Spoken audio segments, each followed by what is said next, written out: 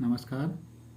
आज का हमारा बिंदु है व्यवहारवाद और इसमें हम व्यवहारवाद के उदय की परिस्थितियों और उदय के कारणों को समझेंगे।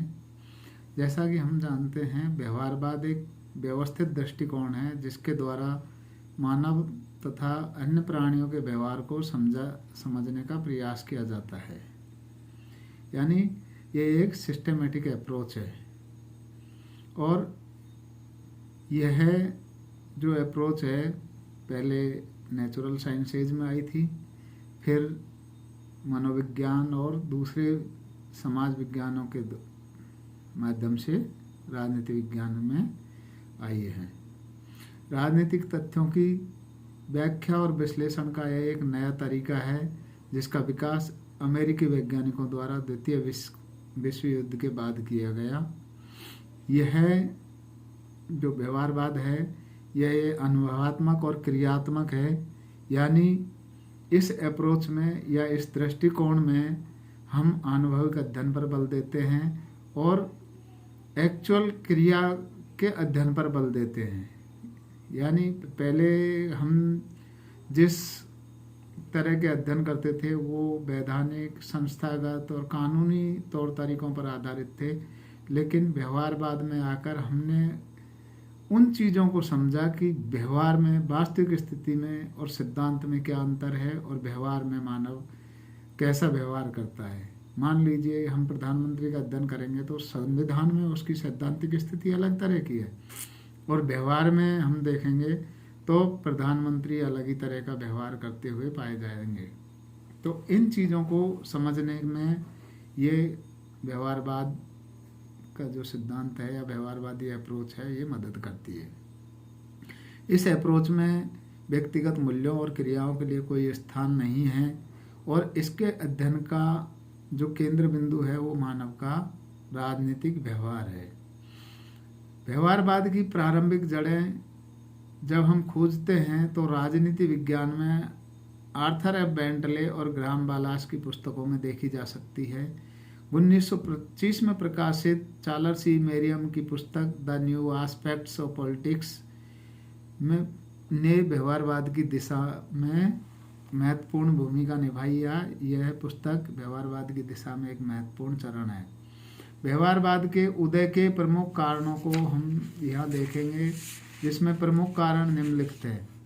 पहला कारण तो है द्वितीय विश्व युद्ध जो 1939 से 1945 के मध्य हुआ। जैसा कि हम देखते हैं कि सन 1920 में लीग ऑफ नेशंस यानी राष्ट्र संघ का गठन किया गया और यह कल्पना की गई कि अब भविष्य में विश्व को महायुद्धों का सामना नहीं करना पड़ेगा। छोटे मोटे संघर्ष हो सकते हैं लेकिन बड़े युद्धों की अब संभावना नहीं है क्योंकि लीग ऑफ नेशंस ऐसे युद्धों को रोक लेगा। लेकिन द्वितीय विश्व युद्ध को रोकने में यह संस्था नाकामयाब रही और यह इसकी असफलता को दर्शाता है। इसलिए वैज्ञानिकों को यह सोचने पर मजबूर होना पड़ा कि किन कारणों से द्वितीय विश्व युद्ध हुआ है, ऐसी कौन सी परिस्थितियां हैं, ऐसे कौन से कारण हैं जिनके कारण द्वितीय विश्व युद्ध का आरंभ हुआ।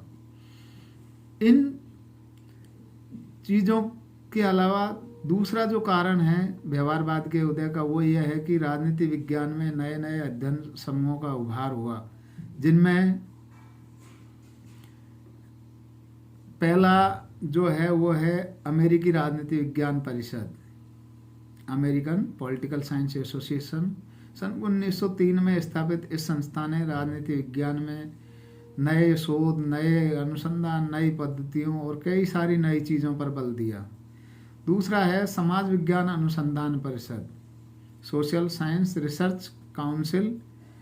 तीसरा है शिकागो संप्रदाय जिसकी स्थापना चार्ल्स सी मेरियम ने की थी और इस संप्रदाय ने व्यवहारवाद को बहुत आगे ले गया और आज इसको शिकागो स्कूल ऑफ बिहेवियरलिज्म या व्यवहारवाद का शिकागो स्कूल के नाम से भी जाना जाता है। तो चौथी जो अध्ययन समूह है वो है सेंटर फॉर एडवांस स्टडीज, जिसके माध्यम से राजनीति विज्ञान में व्यवहारिक अध्ययन को बल मिला। एक कारण राजनीति विज्ञान में व्यवहारवाद के उदय का यह है कि जो हमारे दूसरे साइंस थे, अन्य समाज विज्ञान थे, उनमें बहुत सारे नए अध्ययन हो रहे थे और वहाँ नई नई पद्धतियाँ, नए नए विचार, नए नए तरीके अपनाए जा रहे थे और उन तरीकों से राजनीति विज्ञान का प्रभावित होना लाजमी था, क्योंकि राजनीति वैज्ञानिक अपने आप को दूसरे विषयों के संदर्भ में पिछड़ा हुआ पाते थे। तो उनका भी प्रभाव पड़ा। ऐसे विषयों में समाजशास्त्र है, मनोविज्ञान है, अर्थशास्त्र है, जिनमें उस समय में राजनीति विज्ञान से इन्हें काफ़ी आगे माना गया जाता था और उनसे राजनीति विज्ञान को व्यवहारवादी अप्रोच या अनुभविक अध्ययन अपनाने में सहायता मिली। बहुत सारे यूरोपियन विद्वान थे जिन्होंने राजनीति विज्ञान में नए नए सिद्धांतों को समाज विज्ञानों में नए सिद्धांतों को जन्म दिया और उन सिद्धांतों से राजनीति विज्ञान प्रभावित हुआ। ऐसे विद्वानों में इमाइल दुर्खी में, जिन्होंने विज्ञानों का वर्गीकरण किया और ये बताया कि कौन सा विज्ञान सर्वश्रेष्ठ है, और उन्होंने ये भी बताया कि समाज विज्ञान भी दूसरे नेचुरल साइंसेज की तरह विज्ञानों की श्रेणी में खरे उतर सकते हैं या कसौटी पर परखे जा सकते हैं।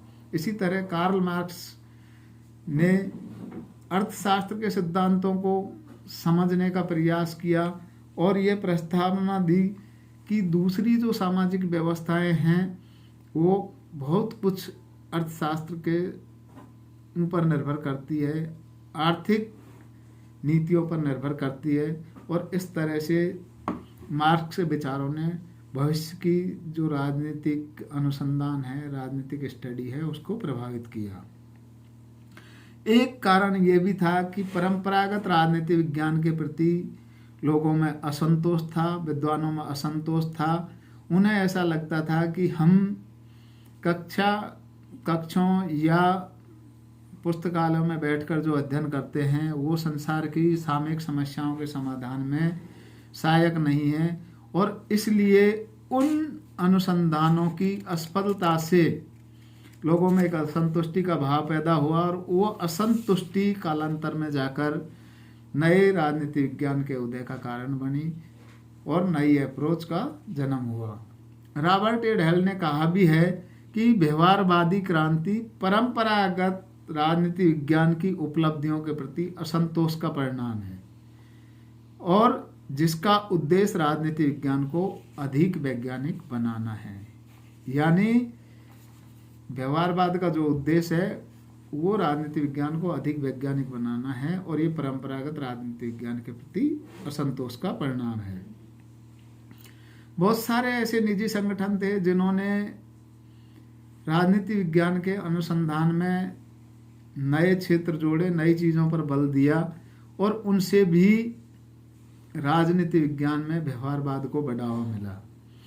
द्वितीय विश्व युद्ध से पहले दूसरे समाज विज्ञानों की तुलना में राजनीति विज्ञान को अमेरिकी सीनेट द्वारा कम अनुदान दिए जा रहे थे और उससे राजनीति वैज्ञानिकों में हीन भावना जागृत हो रही थी। वो ये समझ नहीं पा रहे थे कि क्यों हमें इतना कम महत्व दिया जा रहा है। इस चीज़ का जब उन्होंने पड़ताल की तो पाया कि हमारी जो स्टडीज़ है वो सैद्धांतिक मात्र रह गई है, व्यवहार में उनकी कोई उपयोगिता नहीं है और इसलिए हमें ज़्यादा महत्व नहीं दिया जा रहा है।